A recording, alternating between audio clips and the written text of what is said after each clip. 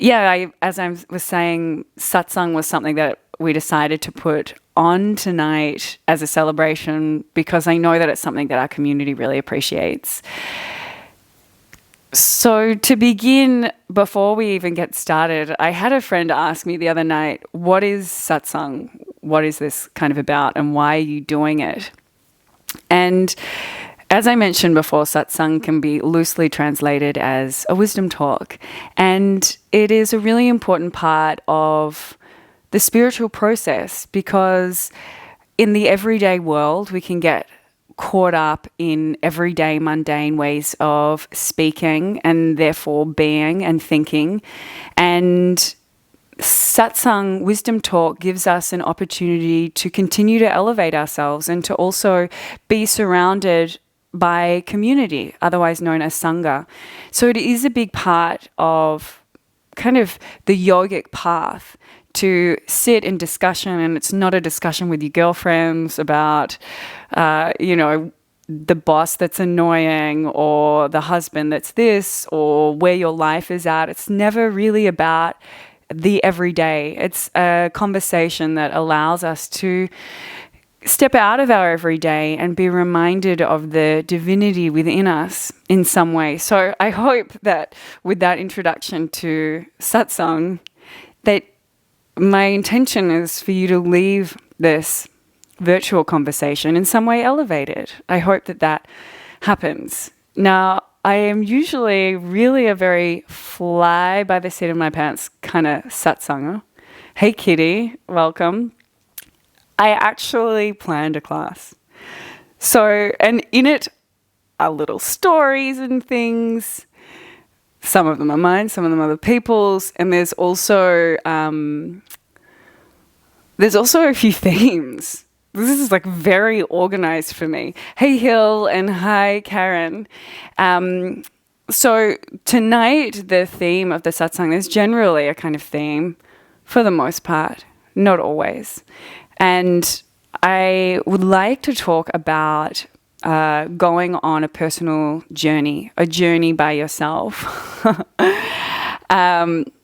and how you can use this to fuel this spiritual path or to kind of move forward in your life in some ways, and the importance of going on a journey, and going on a journey by yourself, and how this is different to going on a normal holiday, how it's even different to going on retreat, but how all of these things are really important for the yogis who are wanting to continue to elevate their consciousness or move towards a state of awakening.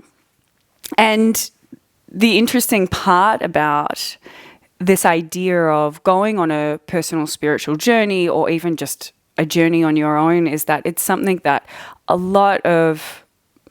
most all great spiritual teachers do this. They do this as part of their work.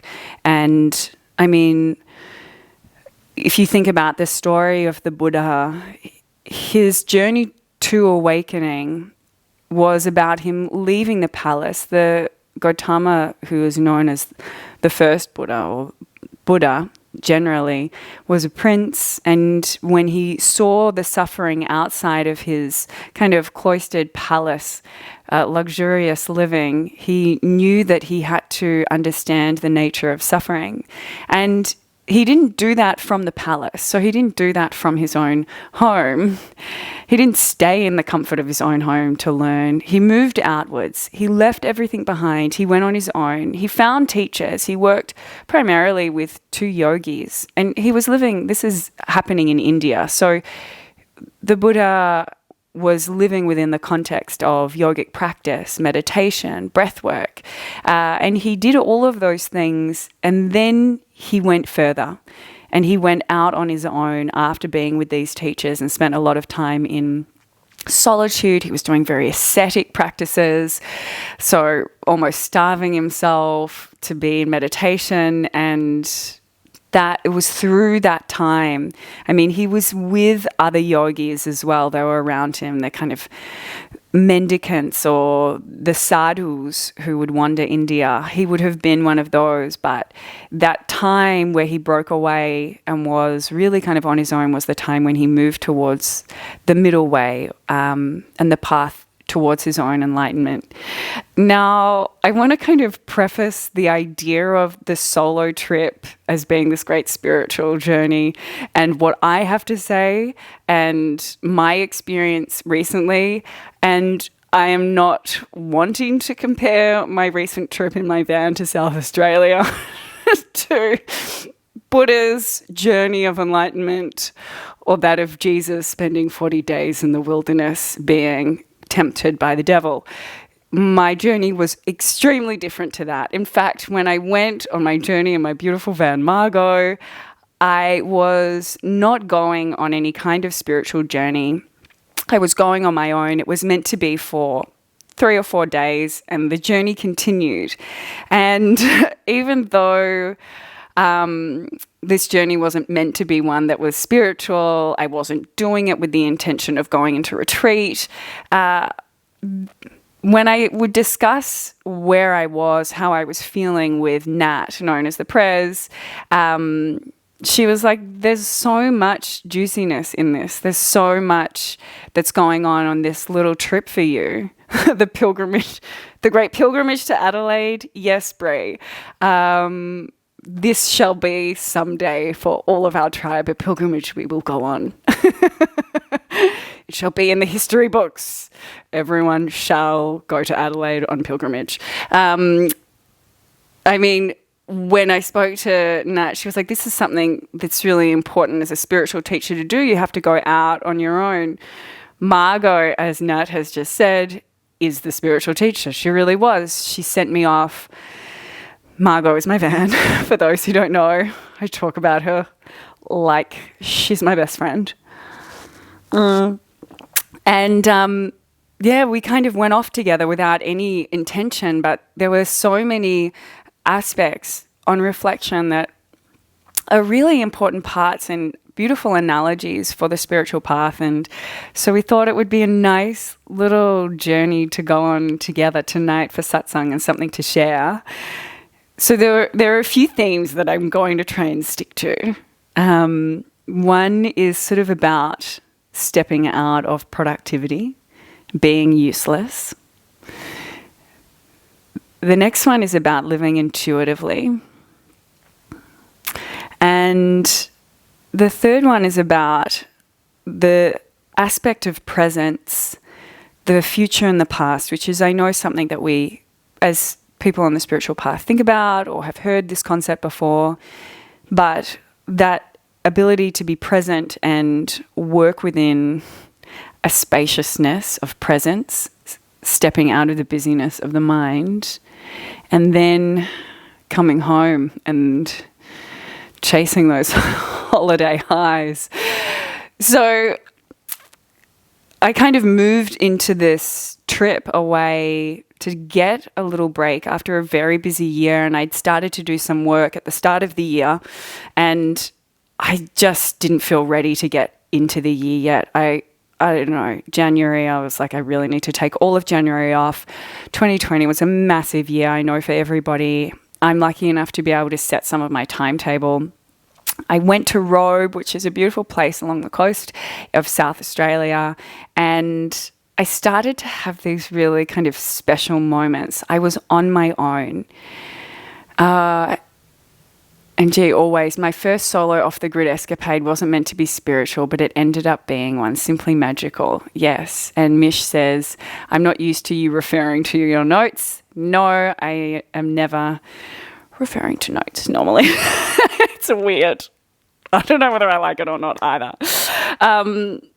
So, I mean, being on my own is something that I, as I've gotten older, have become very, very comfortable with. That feels okay. And I wanted to kind of look at the difference, firstly, between going on a holiday and doing a kind of a trip on your own and why it's different. And when you are with another person and when you're on holiday, you can have all of this stuff and it is all still beautiful. But there is a sense that when you are on your own, you aren't working with somebody else's needs and wants, and you're not in interaction with the other. And there is a lot more opportunity for stillness and introspection, because the very nature of you being on your own is that you are on your own. And whereas you can stay busy doing things while I was in the van, yes, I had to clean the van and I had to kind of go out and about. I had to cook. I had things that could keep me in that busy state, which is the busy state when we are at home. And that is something that you can take with you on your holiday, or you can take with you on your personal solo journey. You can stay busy, you can book things in, you can, constantly be going on walks, constantly being distracted by experiences or people on the road. I mean, I also have to preface it by saying I was alone, but I was also with a lot of people. There was a lot of people around, and that still happened on my journey. But the difference is that there are these moments that arise where you don't have anything to do. There is nowhere for you to go, and you are left to simply be. There is no job to do. Like when I'm at home, I could look around my house and see 5 different jobs. I could make something or clean something or take something to the post office. But when I am on my own, I have nobody to talk to. I can pick up a book. I can watch probably something on Netflix sometimes. But when I am on my own on this trip, there is a moment where you suddenly realize that there is a space that's created. So who are you when no one is watching? There is always someone watching, Avril. True, especially when you got your phones around and your computer. It's Facebook. That's who's always watching. But that ability to be alone gives you opportunity for stillness and silence. And this is something that I wanted to step into, because we are, for the most part, always distracted by busyness. And the first kind of theme that I want to talk about is how when you are alone on journey, like on a reflective journey, whether it's a retreat that you're able to take or some time on your own, there is a sense that you start to be completely useless. You're a useless person. You're not producing anything worthwhile for society, for anyone else.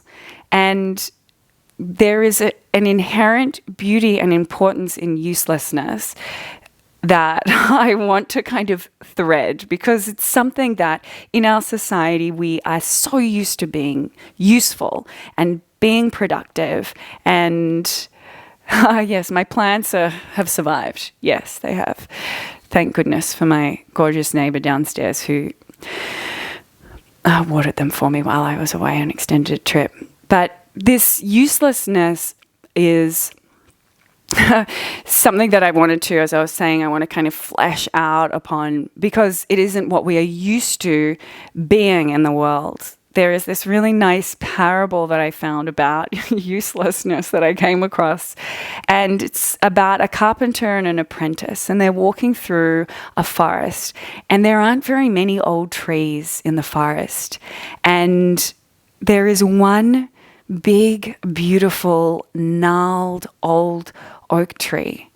And the carpenter says to his apprentice, "Do you know why this tree is still here? Why this most beautiful of all the trees is still here in the forest?" And the apprentice said, "No, I have no idea. Why?" And he said, "Because this tree is useless. If it was useful, it would have been chopped up long ago and made into chairs and tables. And the fact that it was completely useless has in some way saved its inherent beauty, has allowed it to grow. That kind of wabi-sabi beauty, and all that is flawed." And I think that having the capacity to sit in a state of being useless somebody here Cher said she's experienced this through chronic fatigue, the pain of isolation, and how this has transformed and been a blessing. Yeah, Cher, 100%. This idea of busyness and constant distraction and always having to be productive is huge in our society. I remember reading that reading has no longer has this aspect of pleasure to it. People don't read for pleasure. People read non-fiction now like it's going out of fashion, except for like two of my closest friends, Soph and Shay, who voraciously read novels. But for the most part, there is a sense that people are always needing to have that productive aspect to their lives. When I think about sitting in my own car, if I'm sitting in traffic, I cannot just sit and experience this moment of being in traffic. I want to escape that moment. So, like today, I put on a podcast. It was a great podcast, actually, and ended up being very productive because in some ways it has informed some of the threads of tonight's satsang. It was Ram Dass and Alan Watts, two of my favorite spiritual teachers. Side note, they put together a podcast on the Be Here Now network with the two of them. And I listened to that. I couldn't even then just be in the car, experience the traffic for what it was, experience that moment, even the pain, the suffering of having to sit or wait or be present. There is a sense that we are constantly trying to move towards productivity. And this is a very masculine approach to living. It isn't negative. There are times and places for productivity to be. I know Avril said I was referring to the inner witness, and I, as always, like to be silly and facetious. But yes, there is always the witness.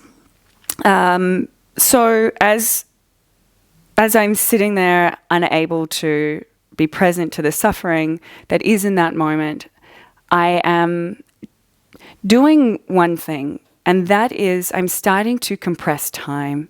I am not able to create a spaciousness in the moment that allows time to have a kind of fluid, expansive or spacious aspect to it.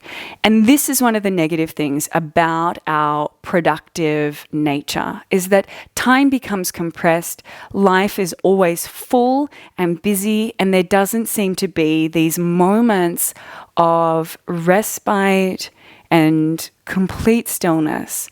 And these moments are really important when it comes to the spiritual path, because what you can see with this constant productivity, even within the wellness industry, is a productivity related to the spiritual practice. So you do your meditation so that you can something. That could be, I need to, for me in the early stages of my meditation, get rid of illness. I need to get rid of migraines. I need to de-stress.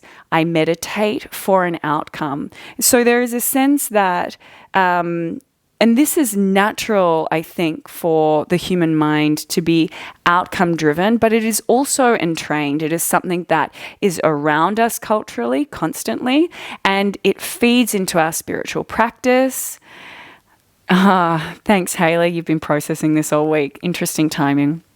The fact that even within our spiritual practice, we are outcome driven rather than being able to be witness, be within the journey itself. And I mean, this is the magic of going on. And this is like a very direct and simple analogy of me going on this trip, is that I had nowhere to go. There wasn't an end point that I was getting to. And there is a certain magic in that. There's a beauty and there's an artistry in being able to be completely useless without an end goal and wholly present to that moment. In the lecture that I was listening to with Alan Watts and Ram Dass just this afternoon, he was describing how presence without a kind of an outcome-driven focus can be found within art and within music and within dance. Because when you play a piece of music, it's not about the outcome of finishing the song. Like, you're not racing to get to the end of the song. If that were the case, then as he describes, the best player would be the fastest player, the one who can get to the end of the song, like sing the song really super quickly, right? And this isn't what music is about at all. I mean, unless it's a really bad song. I think about, like, whenever I go to a wedding, it's the B-52s is always played. I'm like, can we get to the end of the song, please, so I can keep dancing? That's an aside. And the same goes for dancing, because as he describes, like, when you dance, you are dancing to dance. And I'm not talking about, like, Hayley, you're a professional dancer. I'm not talking about that there is this outcome-driven focus. You're not dancing to get to a certain point in the room. You are moving your body in this whole sense of presence and being. And when you're dancing, you're only doing it for the joy of it. I mean, unless you're doing a Zumba class. But again, this is a kind of process rather than an outcome driven. And so taking these moments where you are on your own, moving through the world without agenda, gives you opportunity to witness yourself as useless, without the roles and masks and responsibilities constantly we overlay on ourselves of who we are. Without all of that, we can explore who we really are. We can start to tap into, through stillness, through downtime, through our own silent space, being on our own. We are able to kind of witness what happens without all of that. And for me, this was a powerful process. I also noticed how much I wanted to be distracted, what would happen if I didn't have my phone, or wasn't able to watch a movie, or didn't feel like reading a book or talking to somebody. And it's triggering and it's challenging for me still, but it is a beautiful process to go through. There is a quote by Thich Nhat Hanh: "All the wonders of life are already here. They're calling you. If you can listen to them, you will be able to stop running. What you need, what we all need, is silence. Stop the noise in your mind in order for the wondrous sounds of life to be heard. Then you can begin to live your life authentically and deeply." And I think that feeling into life is another aspect of the journey which became quite profound to me. Probably one of the biggest lessons for me was that I was on my own and I was only making decisions for myself, and I was able to sit completely in a state of being self-referential, what I wanted, what I needed at any given moment, which is actually a really big deal for me. To not be referring to somebody else's needs or checking in with what I should be doing, to be completely self-referential, and also without plan, being moment to moment. And this way of living is a way of living that is deeply connected to the feminine, a divine feminine state of being, which is a state of flow. This is where, and you will feel it on holidays, but there's something different about this experience when you are doing it on your own. But being on holiday, you get that feeling where there's no plan, where you decide on that night, yes, I am going to go out for dinner, or yes, I'm going to watch the sunset, or no, I'm going to stay at home. There's no plan, there's no agenda. And this way of living and being in the world is a destructuring, which is again really important for us, because in our lives we are very driven by a masculine energy that is oriented towards structure, oriented towards planning, and being able to separate our mind in a way to work with our right brain is to work in a state of spontaneous right action, which takes a lot of wisdom. And I mean, being in a state of flow, talking about it in a really simple way with this journey that I went on, just being in my van, this very simple journey, staying on the beach. I had no plan, and every day I would wake up and somebody would mention a place to me, and then somebody else would mention another place, and I would end up going to that place, and it would be great or it would be okay, and then I'd meet somebody else and they'd tell me another place or go on this walk. And my entire journey was a combination of things coming to me and me feeling and taking action. And this state of flow, the state of sitting in the feminine, is very powerful, not just because you can do whatever you want when you want in a kind of indulgent or hedonistic way, but because what it gives us practice in is learning to have a sense of trust or a faith, a trust in a universal force. And we can only have a trust in that force if there is some part of us that recognizes that we are that force, that we are an expression of that force in human incarnation. So the faith and the trust in being held in the idea that you will be okay in the world is not just a kind of it is a beautiful feeling to be within a state of trust, to be feeling safe, to be feeling held and supported by the universe. On a more simple kind of line of, or philosophical line of inquiry, allowing this meeting, having this trust,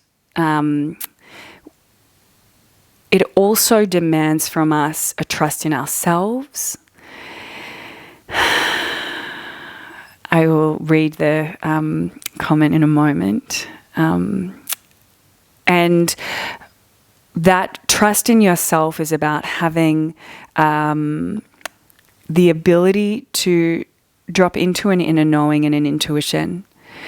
There is another quote through Deepak Chopra, who I love, Deepak. To make the right choices in life, you have to get in touch with your soul. To do this, you need to experience solitude, which most people are afraid of, because in the silence you hear the truth and know the solutions. I mean, there's so much in that. To be still and silent is very confronting for a lot of people.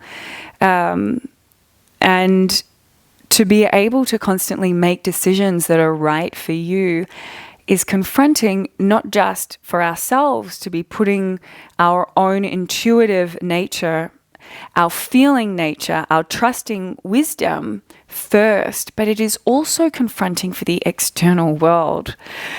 I mean, I have a short story about something that happened to me while I was away. I was asked out on a date by somebody I didn't know very well. And they had planned in their mind for me to meet them at a certain time. And it was a time which was 6 o'clock.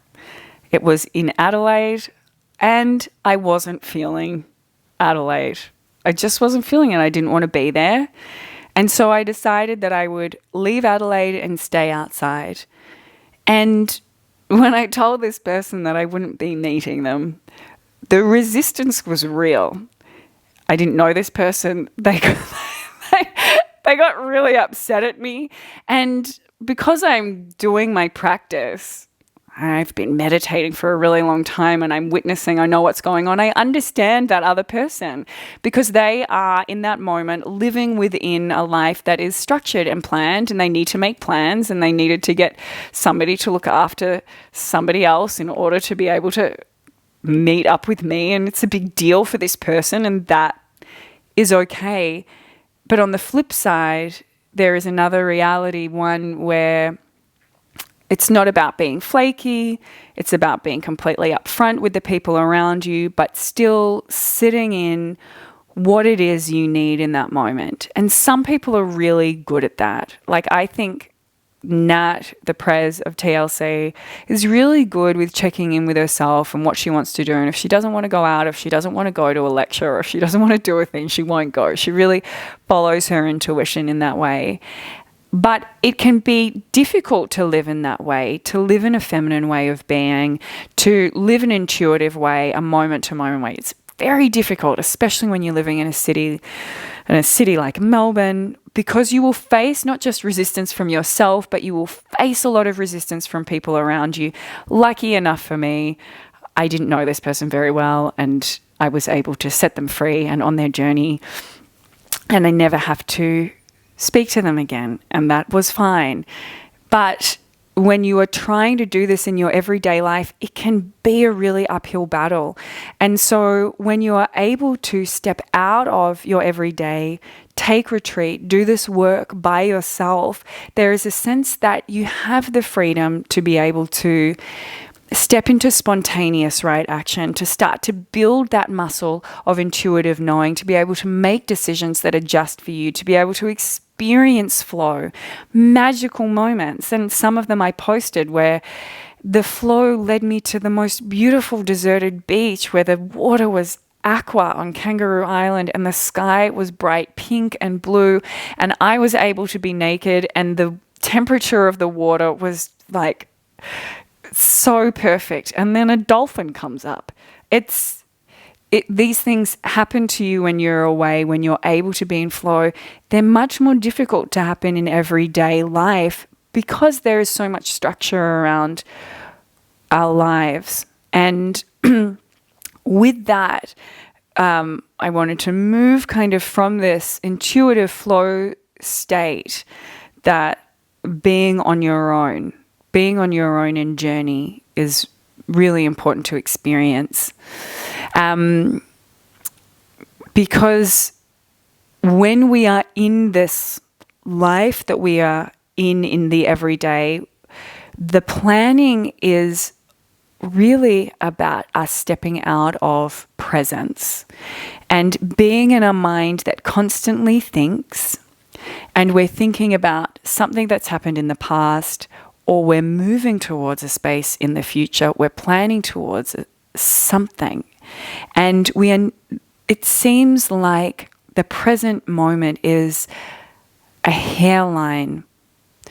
It is just like its importance is like, it's like it's not even there. It's like it doesn't exist.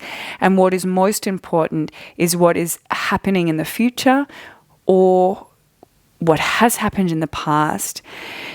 When we go into this state of flow, that hairline of presence begins to expand into full wholeness, and the reality that our existence is only that present moment awareness.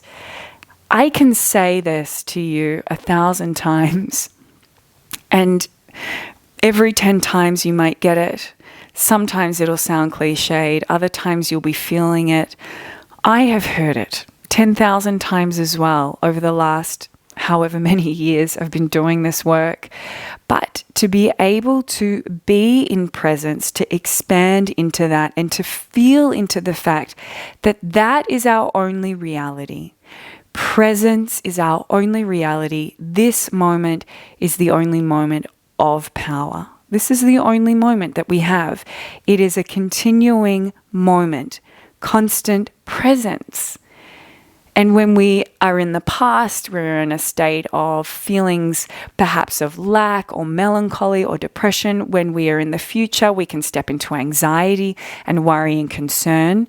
When we are in this present moment, when we look around us, when we are real with ourselves, what is there that is suffering in this moment? Because when we really present, like, am I present? Am I here? Am I present? Am I here? That happens naturally on journey, but when we can do it in our everyday lives, this deep presence, the suffering shifts. Now, it can sometimes be amplified when we are in presence, when we are in presence in meditation, when we sit in stillness, not to click off something on our insight timer. Yes, 100th day celebration. I see that happens. I don't use insight timer for that reason entirely, because it was propelling me towards having this focus. When you're sitting in presence, you're sitting in meditative awareness, again, it can be really confronting, not going anywhere, just to be in you, not even to reach a peak experience, because this is a whole thing in the spiritual community. The highs that people get, we want to attach to, right? We want to always be in a state of high. And when we can keep sitting on our mat, keep dropping into meditation, we notice sometimes a few things. First of all, we can notice that our minds are just really, really busy. And that busyness and being in the mind is what is taking us out of presence. It is only our mind. Our mind and our thoughts are taking us out of presence. When we can witness, we can be present to the mind that is taking us out of presence. It's kind of like a meta thing that's going on. But what can also happen, and this happened to a student, is when we take lots of time, downtime, or time on our own in spiritual practice or in deep stillness, is that we can be confronted by an intensity of negative thoughts or an intensity of negative images. And I spoke to this student who has gone very deep into the method, which is a training of ours, which requires you to do a lot of work. So there's a lot of spiritual work going on. There's a lot of breath work and mantra. There's a lot of meditation and stillness. And that isn't always a pleasant experience for people. We really can avoid it for a lot of reasons. Maybe it's that busy mind. Maybe it's negative thoughts that are repetitive, negative thoughts. And it's too much to sit and be with ourselves in that. The other thing that can happen, as I mentioned, is that sometimes even violent or very dark images or thoughts can start to arise when we drop into stillness and when we are on our own. And with that experience, it is in fact a cleansing. It is moving through old samskaras, memories, vasanas, like held, stored memories. Every violent TV show, video game you've ever played, everything you've ever witnessed in this life and in all others is stored within the consciousness. And when we move into meditation, sometimes through that cleansing process, there is a purge. And this can also be very confronting for people who are on the kind of start of their spiritual path, to have to witness all of that and face themselves and face things that seem external to them as well, that are hidden within their own psyche. Through that purging process, though, things do start to get lighter, and we start to be able to sit in a state. And I have been feeling this state of meditation, which, I mean, yeah, like I mentioned at the start of this satsang, I started meditating pretty seriously at 16, and I was doing it for an outcome. So there was an outcome-driven focus. I had really bad migraines. I was in hospital every month because of them, because they were so bad. And I needed to find a cure, and luckily that was the first one I tried and it worked for me.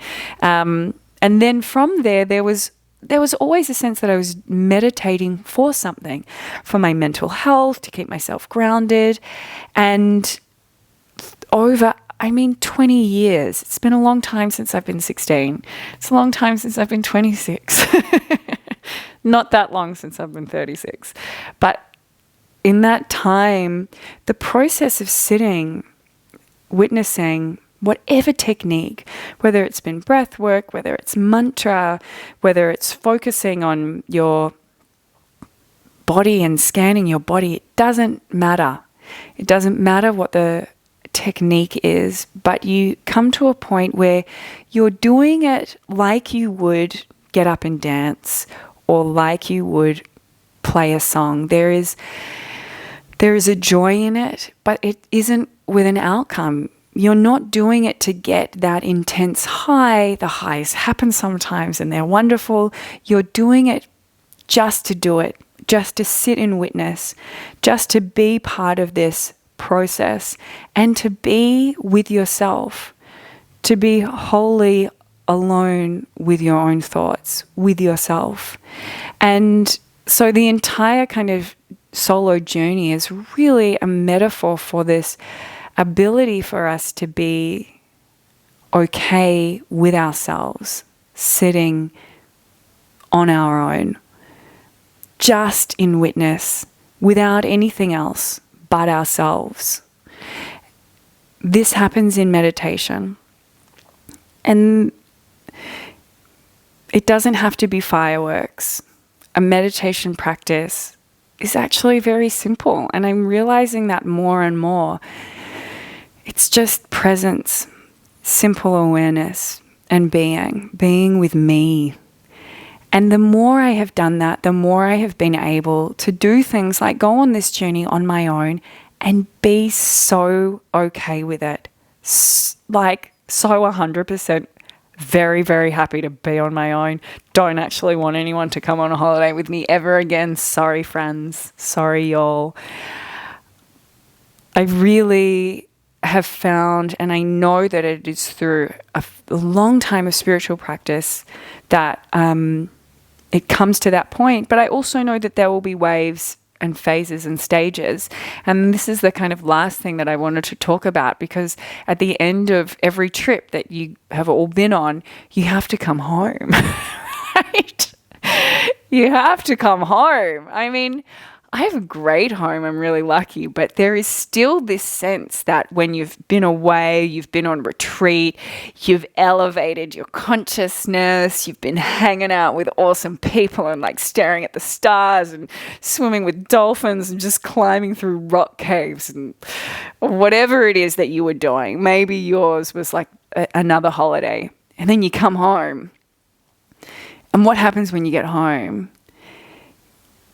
And there is a sense again that we are hardwired to search for highs, even within our own spiritual practice, even within our own lives, 100%.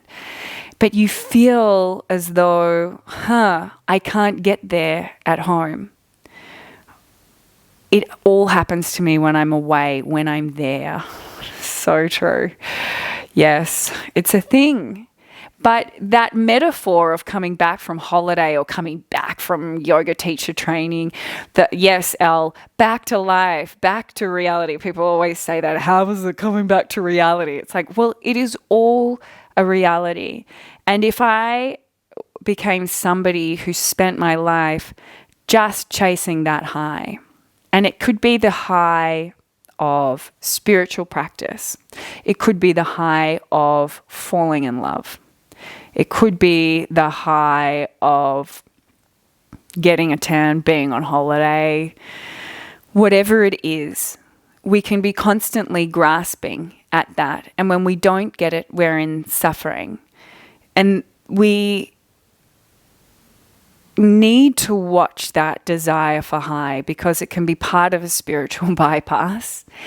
And to find ways to take, it's really important to have these moments of retreat, because I should speak for myself. I am still kind of in the nascent phases of my spiritual journey. I am not in a state of consistent awakening where doesn't matter where I am in the world, I am not bothered by anything going around me. I could be in New York or I could be in the caves of the Himalayas, and I am still in that same state of peace.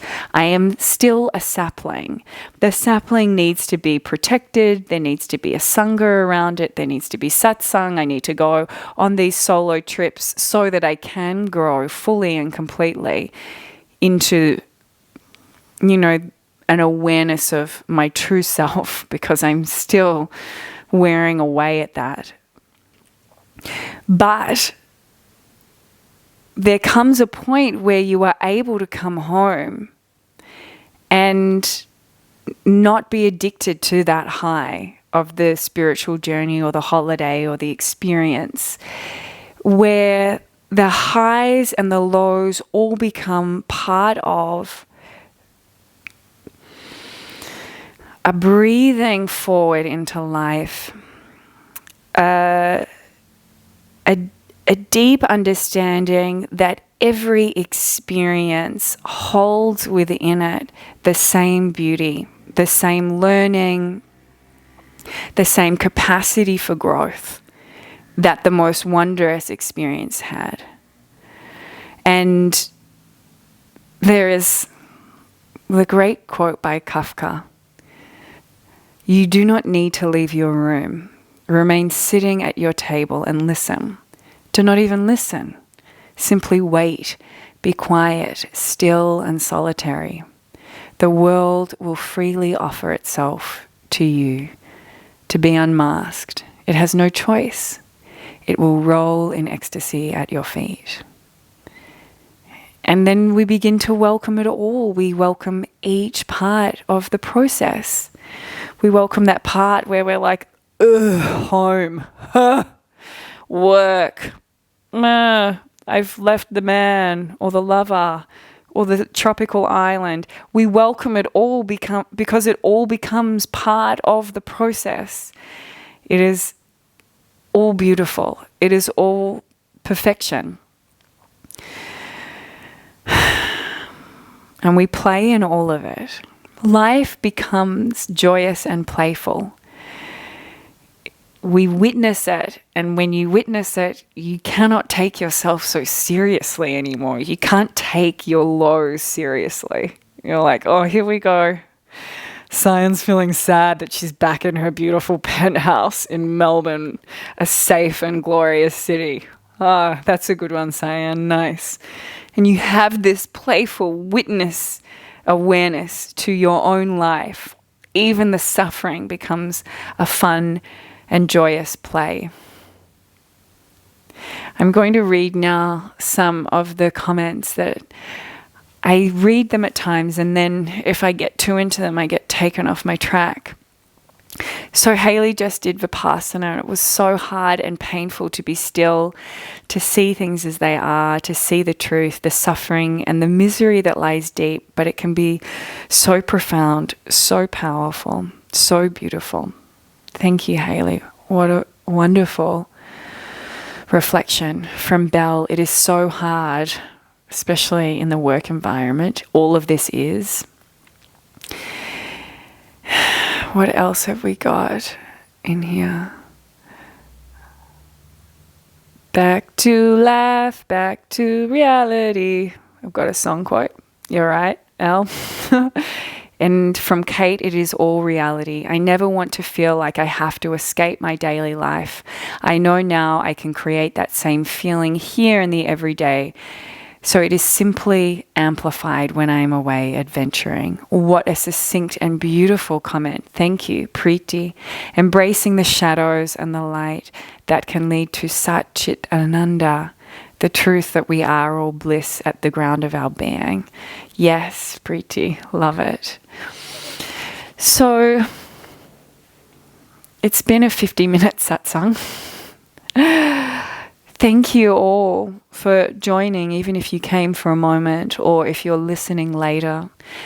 If you have any questions, you're welcome to shoot them through now in the final few moments. I did want to let you know, of course it was that song, I did want to let you know that because we've had lots of feedback from our students that they want more satsang, we're going to be doing them every month, the first Monday, I think, of every month on the membership space. And we will definitely endeavor to do free ones for the tribe who aren't part of our online membership. So the online membership gives you access to a whole load of pre-recorded classes. I'll be doing these live satsangs. We also have live stream full moon and new moon practices. This week on Friday is the new moon, and it's been our first chance in an entire year to teach in person. And we kind of generally tend to give the people who are members first dibs on the tickets for those. That has sold out, but the full moon will come out this week, just let you know. We're going to be sending it out to the mail list first. So if you're not on our mailing list, head into our website and you can type it in somewhere. So that all happens on the membership space. But if you're not, we will be doing this work still online live. Thank you to all of you, to Belle, thanks for being part of it. Karen, Asina, thank you for being part of witnessing my thoughts. Preeti says thank you for the love and openness. Lasseur's given me a few claps. Kate, thanks Goddess. The TL membership is great, thank you. Bree, that's a good idea. I fully support regular satsangs with a power fist. Lou, I'm so glad satsang is going to be part of the membership. Thank you for sharing about your trip. Much love to you. Thank you so much, Yoga Luna, Sisters by the Sea. On that note, I will be doing another free satsang through a group called Sisters by the Sea, who are my Northern Irish soul sisters across the waters. And they have a really beautiful feed, and the work that they do is really around self-care. So I'll be talking a lot about yoga and self-care this coming Tuesday, and we're going to be launching a couple of blog posts on that as well. Mish says, I loved all your quotes tonight too. I know I had so many good ones. Like, there were just so many good ones. I mean, I'm not saying I had them. I mean that in the world there exists such incredible thought around all of this work. Lasser, moon practices, yay. Lasser will be creating some live shrines. Kitty says, caravan train with Margot. Yes, let's all go to Adelaide. Sarah Hammond, beautiful satsang tonight. Thank you, love. Danielle says, thank you, beautiful lady. So much wisdom. Alchia, thank you, always beautiful. So if you're wanting to tap into more of this, I love doing it. If there are any particular topics that you want, I'll be bringing them. I mean, I like to be spontaneous, but I also am trying to up level with quotes and stories. Let me know if you're into it. I do really like it. I think the best way is through narrative. It's such a great way to learn rather than lecture, I think. But I do love just talking. I can talk forever. Good to see everyone in the TLC community on here. Miss you all. I know we had such a great year at the start of this year to be able to meet in satsang. Thank you, Chai Honey.